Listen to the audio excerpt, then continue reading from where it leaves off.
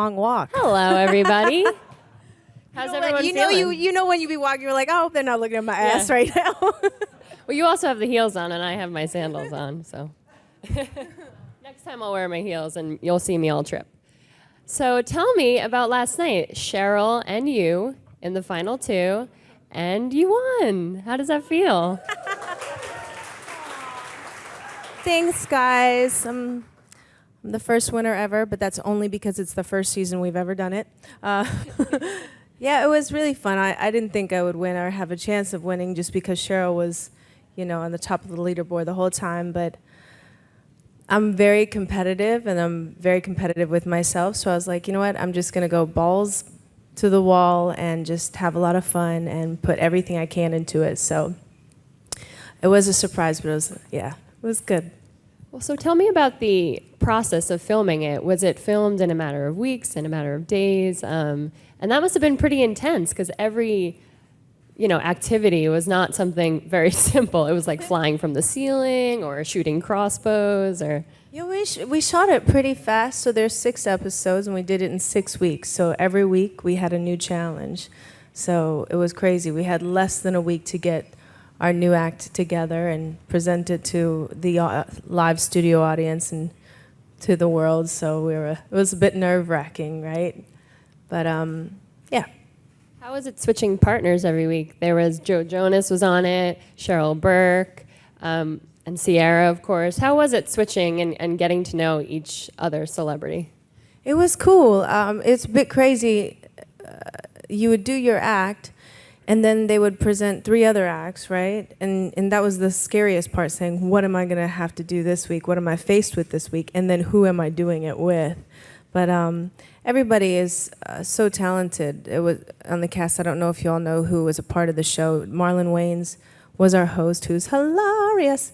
And there's Jeff Dye, Cheryl Burke, Cece, Sierra, Joe Jonas, and Alan Richson, who's here shooting for Teenage Mutant Ninja Turtles. Get it, Alan. Get it, Raphael. And so excited for him. So yeah, it'd be us, and everybody was just different and fun to work with in different ways. So I think everyone got tired of me, though, because my work ethic is crazy. So whenever I do something, I really commit, and I go 110% in. So I'd be working really late at night every night. So if it's not going to be great, then why even do it? It's true. And which was your favorite, and which was your least favorite of the stunts you had to do? I liked all the stunts for different reasons. I mean, I thought the very first challenge that Alan and I had together, the aerialistic work, which was like the Cirque du Soleil meets water, was like poetry and motion. I was like, I'd love to be able to have this on tour one day. It was beautiful. But then I loved being a little person, a quiddler with Cece, and we didn't have to take ourselves too serious. I think the scariest one was skating Aratus, when I did the roller skating and then got dropped on my head accidentally, and I did the headbanger where the guy's like flipping me upside down. That was pretty scary because I get like sick on a merry-go-round. So if you've ever seen the show, if you saw it, it's just a bunch of spinning. It's pretty crazy. So, but then I loved our finale last night. It was really a challenge to learn so many different things within just a few days. And I hope that's not my phone going off right now. Yeah, you were like a Dallas Cowboy cheerleader last night. How was that? Was that fun? I didn't want to do it because, I wanted to make my family proud because they're like the biggest Dallas Cowboy fans. But I was like, I grew up in the theater, and I grew up like wearing all black all the time. And I was like, I ain't no cheerleader. This isn't what I do. Like, I wasn't into this whole school spirit thing. But then I fell in love with the girls. And they were amazing, and they were a lot of fun to work with. So it was cool to be able to try it out. It's really hard. Like, you don't realize how much all these people work with what they, how hard it is until you work with them and you do it yourself, and it's just you have a newfound respect for them. And what's one thing you'll take away from doing the show? What did you learn about yourself and about the other contestants? I think that we can all, I speak for the rest of the cast, is that just never say never. I think it was definitely a confidence booster, right? Like just when you think you can't do something and then you're thrown into the fire, it's like fight or flight. It's like, I got a week to get this together in front of the whole nation, and you just kick it up to another level. You have it within you, even when you don't think you have it within you, and to just try to learn to let go more and be more fearless, you know, and hopefully we've inspired other people out there to do stuff that was like, I've always wanted to bungee jump, or I don't know, I always wanted to learn Spanish, or I don't know, it could be anything, but then hopefully other people will be like, you know what, I can do it. It's crazy because like I'm a really horrible surfer. And then when I did the show, I went back home to Hawaii to see my family. I was like, you know what, I bet you I could be like the greatest surfer now. I was still really bad, but that's okay because I had that much more confidence and I had that much more fun with it. Tried it. Yeah. And as a performer and singer, and you've been in the West End and London in shows, and you've been nominated for some awards, and then you did Avenue Q on the show, which was amazing. You like changed your whole voice. You had the puppets. Would you ever come to Broadway and perform? Absolutely. It's a dream of mine, a passion of mine. Most of the people that I grew up with, because I went to a youth performing arts school in Louisville, Kentucky, some of my best friends live here, and they're on Broadway. So a lot of people don't realize, but that's where I grew up, was the stage. And it was good to be back home, get back to my roots.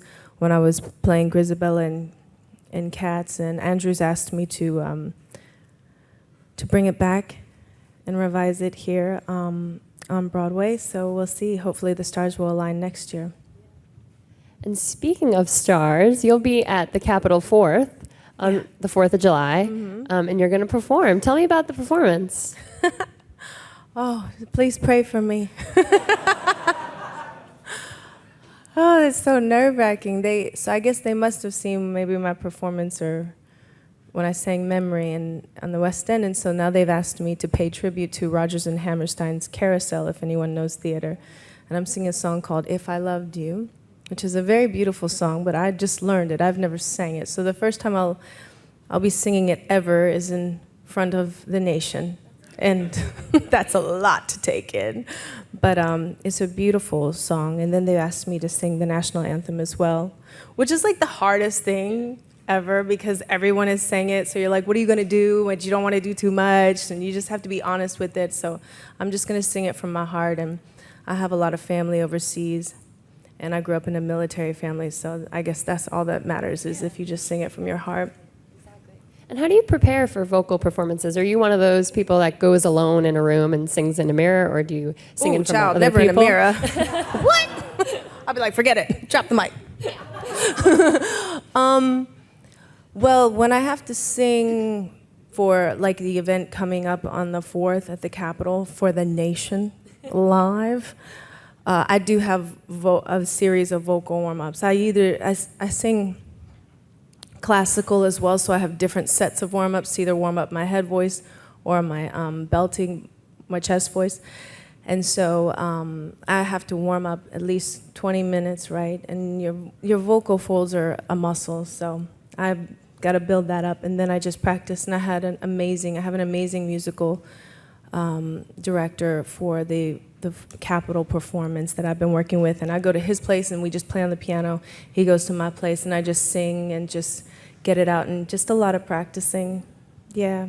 And you're singing the national anthem at the Special Olympics as well in Los Angeles, right? Mm-hmm.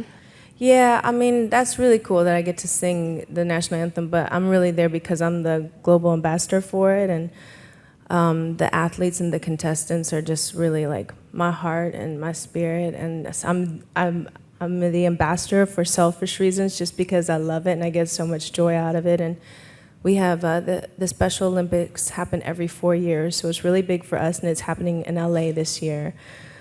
So I'm gonna be rolling up my sleeves, kicking some butt with the athletes and having fun with them. So that'll be cool. You've had a busy July already, and it's only the 1st. Oh yeah, wow. I can't believe that.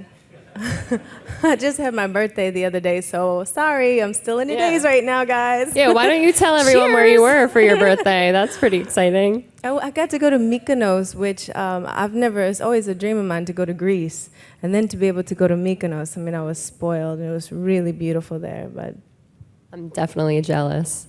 I hope everyone's going to, be out in the sun this weekend for the 4th of July. I'm sure I will, and I'm sure you will, or at least I hope you have the time. Well, I'll be singing for the nation in the sun, I I'll be guess. here, and I'll be there, and I'll be there. Isn't that fun to say, I'll be singing for the nation? I'm sorry, I'm just being stupid now. But hey, you've danced for the nation, you've judged in front of the nation, you've been on It's Dancing with the another Stars. thing, though, to do it live, right? Yeah. With an orchestra and singing stuff that you've never sung before, but it's going to be fun. So let's kind of go back to the beginning of your career. We talked a little bit backstage about pop stars and your start with Eden's Crush. Does anyone remember Eden's Crush?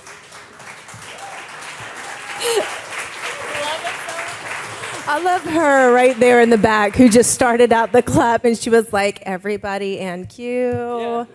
Was that Get Over Yourself? Anyone out there want to sing it? Oh my gosh, for Get Over us? Yourself, Goodbye. Right? That was 47 years ago. I actually sang that in my middle school Over talent show. yourself, goodbye. Oh my God, I totally forgot about that. I have like some diehard fans still rolling with me today. They're like, Eden's Crush for life. I'm like, ah. I was a completely different person, than obviously you grow all the time, but it was such a great experience for me. It really helped, honestly, to prepare me for the role that I was supposed to take on in the Pussycat Dolls. Yeah. So how was it being on a reality show when reality was kind of, first getting to be on the air? I mean, after that was like the making of the band and all these crazy reality shows. I feel like every other week there's a new one. So what was it like back then? Do you remember your time on Pop Stars? I hated it. Like I said, I grew up in the theater, and then they had these cameras on us all the time and in our bedrooms, and I didn't understand that. And I was so darn sensitive and so green to everything, and they plucked me out. Here I was, this little local girl from Hawaii who grew up in the South and like never even, only dreamed of going to Los Angeles and Beverly Hills, And I was on the show and cameras and everything, and I was really sensitive. I wore my heart on my sleeve, and I just didn't know. All I knew is that I wanted to sing and sing from my heart. I didn't know anything else. So I definitely learned a lot from the show, from the experience. It gave me a couple good calluses, like I said, to prepare me for my future. And I remember there's this one time where, because I wasn't allowed to curse growing up, well, I still am not. My mom still calls me. I'm like 87 right now today, and she's like, "Ooh, I heard you say that curse word on stage the other day." And I was like, "Mom, seriously?" But I remember I was doing Pop Stars, and the girls were like, I don't know, it's all right. Everybody's different, but they was kind of like being shady and ganging up on me. And I got so fed up, and I started cursing, and I didn't know that the cameras were there. Like, they're always hidden. But then my family, like, they had my back, because they started cursing too, because they're like, how are you going to treat Nicole like that? So I don't know why I told that story. That's the only time your mom will appreciate the cursing, I'm sure. Yeah, they're so protective. My mother, I grew up, my grandfather, my papa is a bishop. So I grew up in a very religious family, and, have come from a very strong faith. So my mom still be checking up on me all the time. And then the other day, some stuff came out in the press, and then my mom, my tutu, and my papa got on the phone. They were like, you know what? It's so funny, because when I was growing up, I don't know why I'm still going on and why I'm talking right now. When I was growing up, there was this word that I could not say either. It was, what was it? I was telling the story earlier. Oh gosh, this isn't live, is it?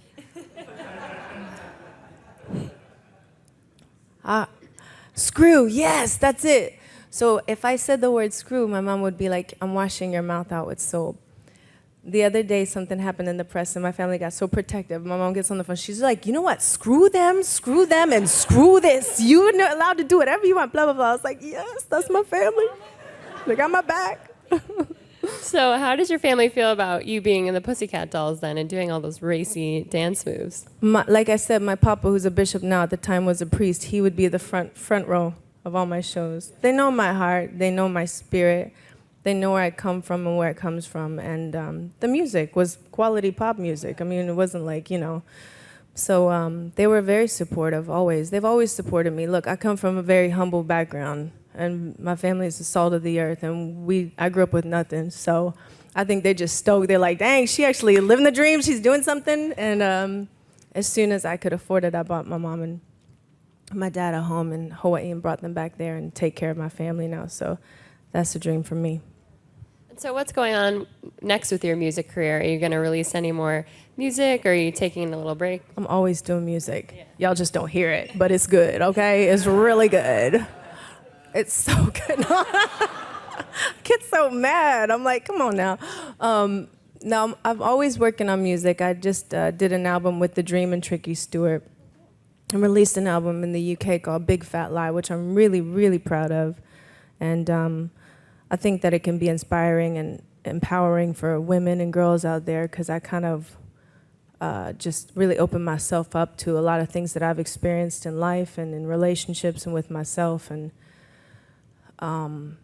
finding myself again. So I had a song come out, On the Rocks, Run. If you haven't heard it, it don't matter. It's still good. Listen to it. Hopefully it'll inspire you.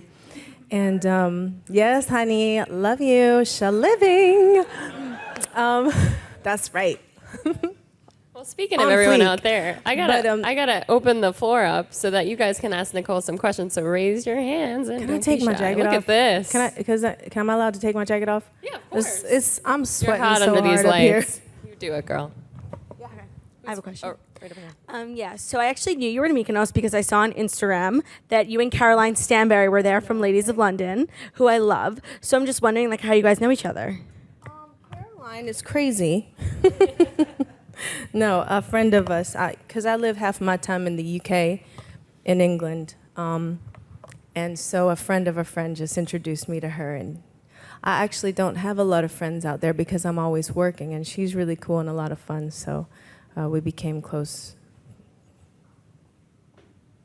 having dinner and a few drinks. Just a few. Who's next? So I have a question from Periscope.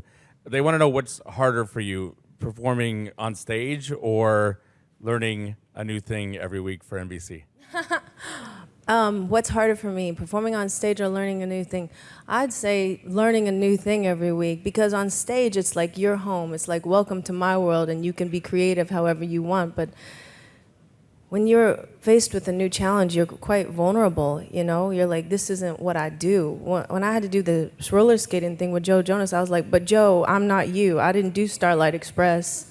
I think the last time I was in a roller rink when I was 11, you know what I mean? When you like excited just to go around in a circle over and over. So you're vulnerable in the sense you're really putting yourself out there, and you're like, I really hope I don't look stupid, and you want to try to do it really well and make your coaches and stuff proud. But we were all in it together as a family. Hi, Nicole. In the back. Hi. I'm from Brazil, and I want to tell you that Brazil loves you. Brazil. Eu amo Thank Brazil. you. And my question Thank is, you. I know that means I love you, Brazil. and my question is, you appear and judge in a lot of TV competition shows. Brazil, y'all is like the only country that liked Baby Love. Thank you for that. We love it, yeah. Y'all might not have heard of it, but that song was on fleek in Brazil. But when you are at home, what do you really like to watch? On television? Yeah. I don't watch TV. Really? I've never like seen anything ever. It's like that's one of my things. I don't know why. My brain just doesn't work that way. People have to tell me what's cool, because I've never watched anything on television. I'm always listening to music or writing or something. And she's busy filming all these television shows. What should I watch? What should I watch? What? Empire, okay. Tim does that. Timbo does the music for that, doesn't he? Yeah, that's what I heard. I gotta see that. On the Hulu thing? I don't know, because people know I don't watch TV. They're like, you can watch it on the internet or Netflix. something. Yeah. Yeah. So bad with that stuff. On demand. Anyone else? Oh, here we go. Hi, Nicole. Looking great as always. You've been a judge on TV and you performed as well. Which do you prefer and why?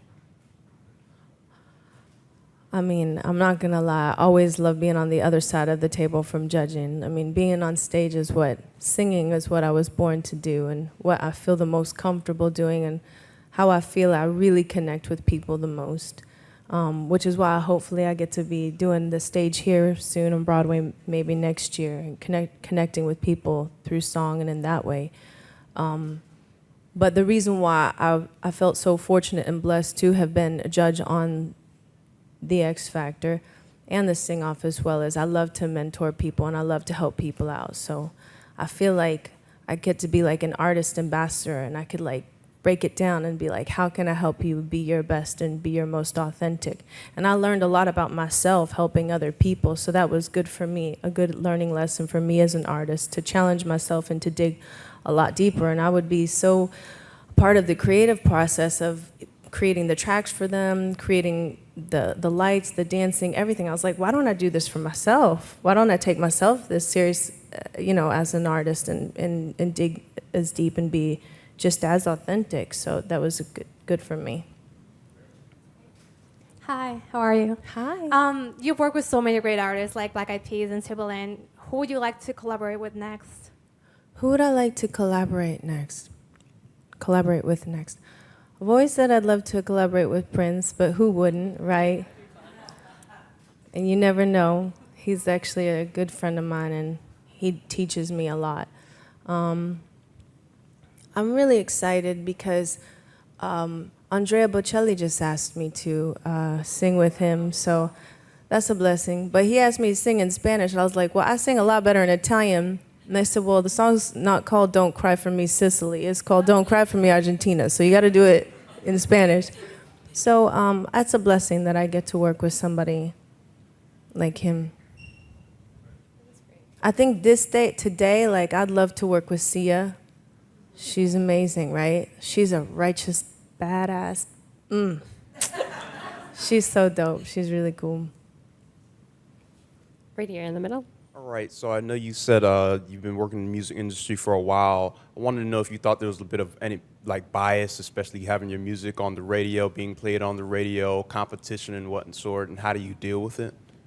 It's hard, like, I'll keep it real with you, like, success breeds success, so you gotta, I think that's why there's so many different platforms out there, and why people do TV and brand themselves in other ways, because especially with so much music available to people on the internet, it's really a struggle out there. And I think it's a struggle out there on the radio stations as well. Sometimes you feel as an artist, you be like, dang, they just be playing the same 5-10 artists over and over, and it's hard to get back in the game again. But that's all right. As long as you stay true to yourself, you doing the music that you love and you connect, and your fans will find you. I mean, look, he got Big Fat Lie right there. I don't know how he got it. I know it's not in the States, but he made it happen. And you just gotta, you just always, no, it doesn't matter what you're doing, when it's music or whatever, just don't give up. Always hustle, work really hard, and just, for me, this new year has been so amazing for me. There's a lot of new beginnings, and I'm all about thinking higher. Sometimes I feel like we lower ourselves. We think, oh, I can never do this, or I could never do that. But if you think higher thoughts and really align yourself with what your purpose and meaning is in life, and you stay focused on that, and I hope nobody is looking at my weekend in Mykonos while I'm talking like this, because that was just for fun. That was my birthday, okay? That was on the side. But once you do that, sky's the limit. The whole sky can open up for you, and you could have everything. So that's where my head's at right now. Time for one more question. One more. Hi. Hi. Hello. Huge fan. I wanted to ask you, are you going to do any movies more in the future? You were so dope in Men in Black 3. So Child, if you ran late for the movie, you'd miss me. I died right in the beginning. I was early. Mad early I was. But Oh, bless you. Thank you. Well, I went to school, college for theater and for acting, and that's what I studied more than anything. So I hope I'll be able to use that at some point. For me, I feel like when I do something, I really have to commit to it. So I'd love to do more films. I'd love to do a movie musical. I'd love to do more independent films as well. I just have to be in that frame of mind. I feel like if you're really going to do it, I got to get back in and sharpen my tools as an actress and work on that craft again. I've been so far away from it that to really do it properly, you have to be in that headspace and take time away and go into that. And I think at the right time, the right opportunity comes up. And I've been speaking to a couple of friends about some amazing projects that I feel like deep in my heart and my soul that are maybe meant for me. If it's meant to happen, then I'll take the time to go away, take the time for music and everything else to get back into my studies and focus on that. So. That's great. Well, the sky's the limit for Nicole, as we all know. And thank you guys for your amazing questions today. It was really y'all great. were great. Yeah. And thank you, Nicole.